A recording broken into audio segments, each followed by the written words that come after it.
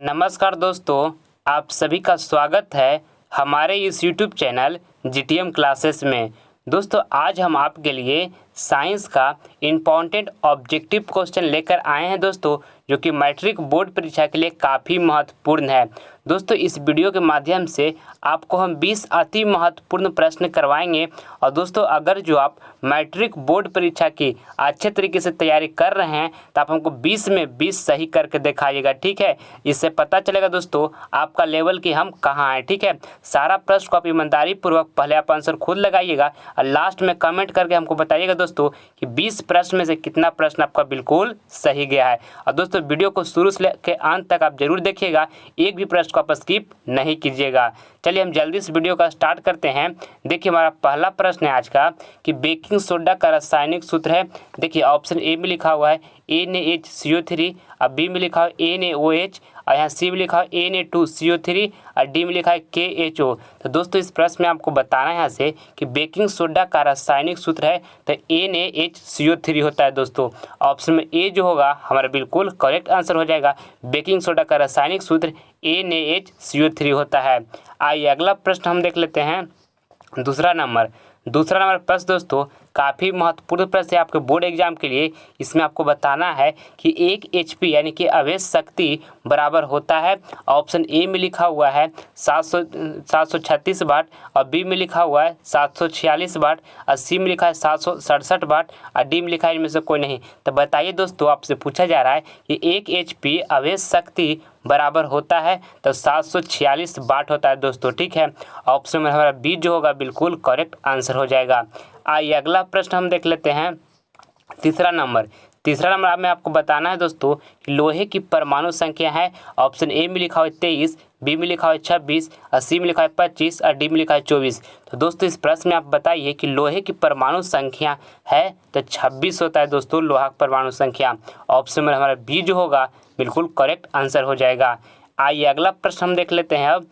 चौथा नंबर प्रश्न दोस्तों काफ़ी महत्वपूर्ण प्रश्न है आपके बोर्ड एग्जाम के लिए। इसमें पूछा गया आपसे कि C6H6 का आणविक द्रव्यमान होता है। तो देखिए दोस्तों, हम आणविक द्रव्यमान किस तरह से निकालते हैं। देखिए, हमारा इस तरह से यहाँ लिखा हुआ है और इसको आपको हम करके बता रहे हैं। देखिए, हमारा कार्बन का परमाणु भार दोस्तों कितना होता है। तो कार्बन का परमाणु भार दोस्तों 12 होता है, ठीक है। और कार्बन कितना है, 6 कार्बन है, तो इसमें हम इंटू यहाँ से 6 कर लेंगे और यहाँ से प्लस लिख लेंगे। अब बताइए कि हाइड्रोजन का परमाणु भार कितना होता है। तो हाइड्रोजन का परमाणु भार दोस्तों 1 होता है, और कितना हाइड्रोजन है, 6 हाइड्रोजन, तो यहाँ से हम गुना 6 कर लेंगे।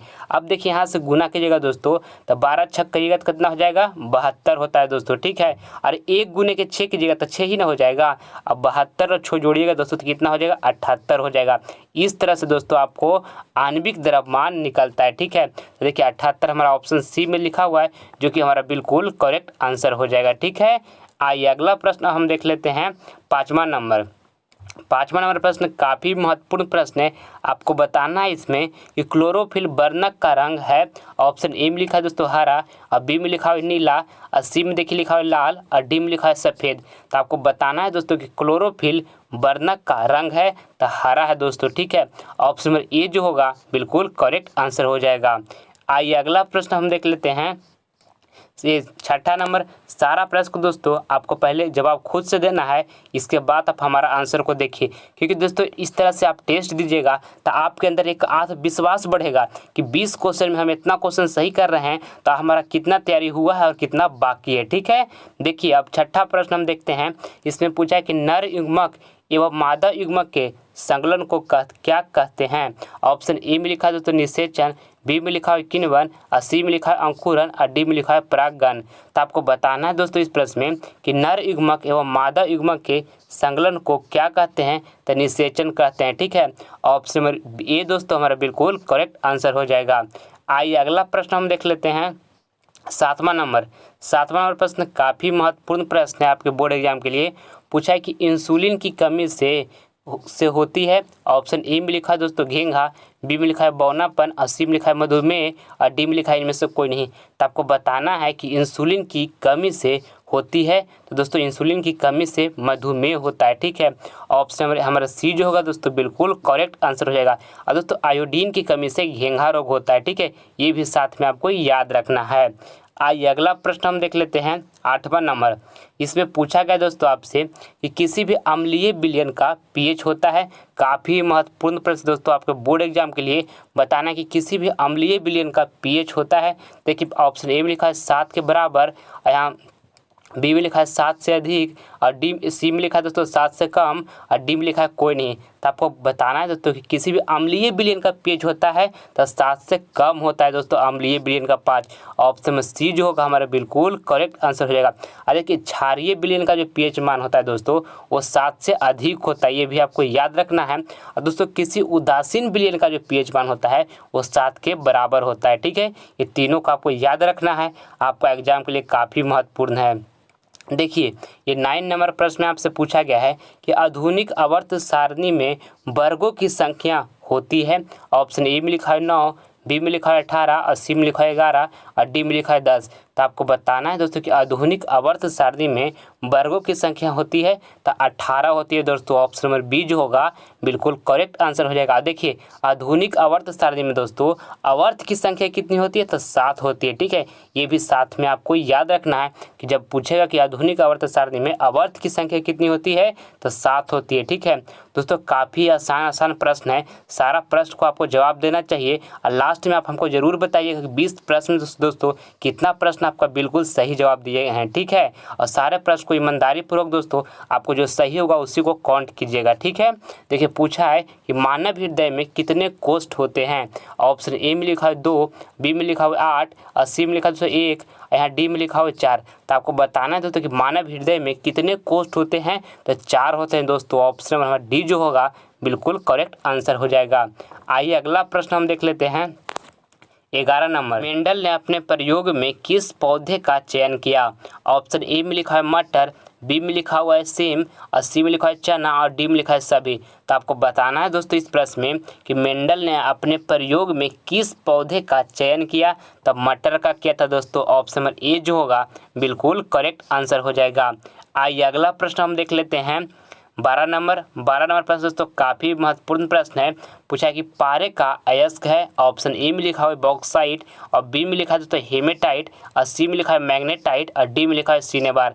तो दोस्तों इस प्रश्न में आपको यहाँ से बताना है कि पारे का अयस्क है तो दोस्तों सिनेबार है। ठीक है, ऑप्शन नंबर डी जो होगा हमारा बिल्कुल करेक्ट आंसर हो जाएगा। और देखिए बॉक्साइट जो है दोस्तों एल्युमिनियम का अयस्क है। ठीक है, ये साथ में आपको याद रखना है। और देखिए हेमेटाइट दोस्तों और मैग्नेटाइट ये दोनों दोस्तों आयरन का अयस्क है। ठीक है, हेमेटाइट मैग्नेटाइट दोनों आयरन का अयस्क है, ये भी आपको याद रखना है। आइए अगला प्रश्न हम देखते हैं 13 नंबर। इसमें पूछा है कि मस्तिष्क उत्तरदायी है। ऑप्शन ए में लिखा है सोचने के लिए, बी में लिखा है हृदय स्पंदन, और सी में लिखा है शारीरिक संतुलन, और डी में लिखा है सभी। तो आपको बताना है दोस्तों इस प्रश्न में कि मस्तिष्क उत्तरदायी है तो सोचने के लिए भी दोस्तों, हृदय स्पंदन के लिए भी दोस्तों, और शारीरिक संतुलन के लिए भी है। यानी राइट आंसर जो होगा ऑप्शन नंबर डी होगा सभी। ठीक है, आइए अगला प्रश्न हम देख लेते हैं 14 नंबर। सारा प्रश्न दोस्तों काफ़ी महत्वपूर्ण प्रश्न है, एक भी प्रश्न को आप स्किप ना करें। पूछा कि एक वयस्क मनुष्य के कितने दांत होते हैं। ऑप्शन ए में लिखा हुआ है दोस्तों 28, बी में लिखा हुआ है यहाँ पे 30, और सी में लिखा है 32, और डी में लिखा हुआ है 34। तो आपको बताना है दोस्तों कि एक वयस्क मनुष्य के कितने दांत होते हैं तब 32 होते हैं। ठीक है, ऑप्शन में सी जो होगा हमारा बिल्कुल करेक्ट आंसर हो जाएगा। और दोस्तों आगे बढ़ने से पहले आपसे मेरी एक छोटी सी रिक्वेस्ट है कि दोस्तों अगर जो आप अभी तक हमारे चैनल को सब्सक्राइब नहीं किए हैं तो इस चैनल को आप सब्सक्राइब कर लें, क्योंकि दोस्तों जितना भी आपको वीडियो हम प्रोवाइड करवा रहे हैं आपका एग्जाम के लिए काफ़ी हेल्पफुल वीडियो होगा टोटल। ठीक है, इसलिए सब्सक्राइब नहीं किए तो आप जल्द इस चैनल को आप सब्सक्राइब कर लें, काफ़ी महत्वपूर्ण प्रश्न का आपको वीडियो हम प्रोवाइड करवाते हैं। ठीक, देखिए अब 15 नंबर प्रश्न में आपसे पूछा गया है कि प्रकाश किस रंग का तरंगदैर्घ्य सबसे अधिक होता है। ऑप्शन ए में लिखा हुआ है बैगनी, और बी में लिखा हुआ है हरा, और सी में लिखा हुआ है लाल, और डी में लिखा है इनमें से कोई नहीं। तो आपको बताना है दोस्तों इस प्रश्न में कि प्रकाश किस रंग का तरंगदैर्घ्य जो होता है दोस्तों सबसे अधिक होता है। तो दोस्तों लाल का सबसे अधिक तरंगदैर्घ्य होता है। ठीक है, ऑप्शन में सी जो होगा बिल्कुल करेक्ट आंसर हो जाएगा। और दोस्तों किस रंग का तरंगदैर्घ्य सबसे कम होता है तो कम दोस्तों बैगनी का होता है। ठीक है, ये भी आपको याद रखना है साथ में। आइए अगला प्रश्न हम देख लेते हैं 16 नंबर। 16 नंबर प्रश्न काफ़ी महत्वपूर्ण प्रश्न है। पूछा है कि निकट दृष्टि दोष वाले व्यक्ति के चश्मे में होता है। ऑप्शन ए में लिखा है दोस्तों उत्तल लेंस, और बी में लिखा है दोस्तों अवतल लेंस, और सी में लिखा है बेलनाकार लेंस, और डी में लिखा है इनमें से कोई नहीं। देखिए दोस्तों, जिस व्यक्ति को निकट दृष्टि दोष हुआ वो रहता है, वो निकट की वस्तु उसको स्पष्ट दिखाई देता है, पर दूर की वस्तु स्पष्ट नहीं दिखाई देता है। तो दोस्तों उसको चश्मे में कौन सा लेंस होता है? तो अवतल लेंस होता है। ठीक है, ऑप्शन में यहाँ बी जो होगा हमारा बिल्कुल करेक्ट आंसर रहेगा। अब देखिए, दूर दृष्टि दोष वाले व्यक्ति के चश्मे में दोस्तों कौन सा लेंस होता है? तो उत्तल लेंस होता है। ये भी आपको साथ में याद रखना है कि जब पूछेगा कि दूर दृष्टि दोष वाले व्यक्ति के चश्मे में होता है तो उत्तल लेंस राइट हो जाएगा। ठीक है, पर पूछा है निकट दृष्टि दोष वाले व्यक्ति के चश्मे में होता है तो अवतल लेंस यहाँ पर बिल्कुल ऑप्शन बी करेक्ट आंसर है। आइए अगला प्रश्न हम देख लेते हैं। 17 नंबर प्रश्न इसमें पूछा गया दोस्तों आपसे कि विद्युत बल्ब में फिलामेंट तार बना होता है।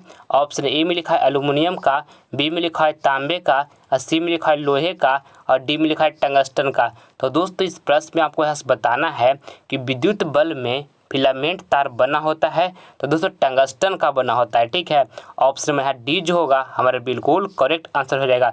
और साथ में ये भी याद रखना है आपको दोस्तों कि विद्युत हीटर का जो कुंडली बना होता है वो किस तार का होता है? तो नाइक्रोम का होता है। ठीक है, ये भी आपको याद रखना है। आइए अगला प्रश्न हम देख लेते हैं। 18 नंबर प्रश्न दोस्तों काफ़ी महत्वपूर्ण प्रश्न है आपके बोर्ड एग्जाम के लिए। पूछा है भोजन का पचना किस प्रकार की अभिक्रिया है? ऑप्शन ए में लिखा हुआ है उपचयन, बी में लिखा है संयोजन, सी में लिखा है अपचयन, और डी में लिखा है विस्थापन। तो आपको बताना है दोस्तों कि भोजन का पचना किस प्रकार की अभिक्रिया है? तो उपचयन है दोस्तों। ठीक है, ऑप्शन में ए जो होगा हमारा बिल्कुल करेक्ट आंसर हो जाएगा। आइए अगला प्रश्न हम देख लेते हैं। 19 नंबर इसमें पूछा है दोस्तों कि मैग्नीशियम पाया जाता है। ऑप्शन ए में लिखा है क्लोरोफिल, बी में लिखा है लाल रक्त कण, और सी में लिखा है दोस्तों बर्नी लवक दोस्तों, और यहाँ पे डी में लिखा है श्वेत रक्त कण। तो आपको बताना है दोस्तों कि मैग्नीशियम पाया जाता है तो क्लोरोफिल में पाया जाता है। ठीक है, ऑप्शन में ए जो होगा हमारा बिल्कुल करेक्ट आंसर हो जाएगा। आइए अगला प्रश्न हम देख लेते हैं। 20 नंबर इस प्रश्न में दोस्तों पूछा गया आपसे कि पृथ्वी पर ऊर्जा का मुख्य स्रोत है। काफ़ी महत्वपूर्ण प्रश्न है। ऑप्शन ए में लिखा है कोयला, बी में लिखा है सूर्य, और सी में लिखा है पानी, और डी में लिखा है लकड़ी दोस्तों। तो आपको बताना है कि पृथ्वी पर ऊर्जा का मुख्य स्रोत है तो सूर्य है दोस्तों। ऑप्शन नंबर बी जो होगा हमारा बिल्कुल करेक्ट आंसर हो जाएगा। ठीक है, देखिए दोस्तों आपको हम यहाँ पर 20 अति महत्वपूर्ण प्रश्न करवाए हैं, और जिन स्टूडेंट को दोस्तों 19 सही हुआ या 19 से प्लस सही हुआ है उनका तैयारी दोस्तों अच्छा चल रहा है। ठीक है, और जिन स्टूडेंट को दोस्तों 15 से नीचे सही हो रहा है उनको मेहनत करने की आवश्यकता है दोस्तों। ठीक है, क्योंकि जो 20 प्रश्न इस वीडियो में हम सिलेक्ट किए थे दोस्तों ये काफ़ी आसान था। हर एक स्टूडेंट को 19 प्लस दोस्तों जरूर सही करना चाहिए था। ठीक है, और जिनको नहीं सही हो रहा है दोस्तों 15 सही हो रहा है उनको हड़बड़ाने की बात नहीं है, उनको दिन रात मेहनत करने की आवश्यकता है दोस्तों, क्योंकि मेहनत करके इस दुनिया में भी कुछ भी पाना असंभव नहीं होता है। ठीक है दोस्तों, ये 20 प्रश्न काफ़ी अति महत्वपूर्ण था। इसमें से जो प्रश्न आपको याद नहीं होगा वो नोट कॉपी पर नोट कर लीजिएगा और उसे बार बार रिवीजन कीजिएगा। ठीक है, तो कमेंट बॉक्स में दोस्तों आप ईमानदारी पूर्वक करके बताइए कि 20 प्रश्न में से कितना प्रश्न आपका बिल्कुल सही जवाब गया है। ठीक है, मैं उम्मीद करता हूँ कि वीडियो आपको पसंद आया होगा, तो प्लीज़ आपसे लाइक करें, अपने दोस्तों में शेयर करें, और आप हमारे चैनल पर नए हैं तो आपसे सब्सक्राइब कर लें ताकि आने वाला वीडियो का नोटिफिकेशन सबसे पहले आपको मिले। आपसे मिलते हैं नेक्स्ट वीडियो में, तब तक मन लगाकर पढ़ाई करते रहिए।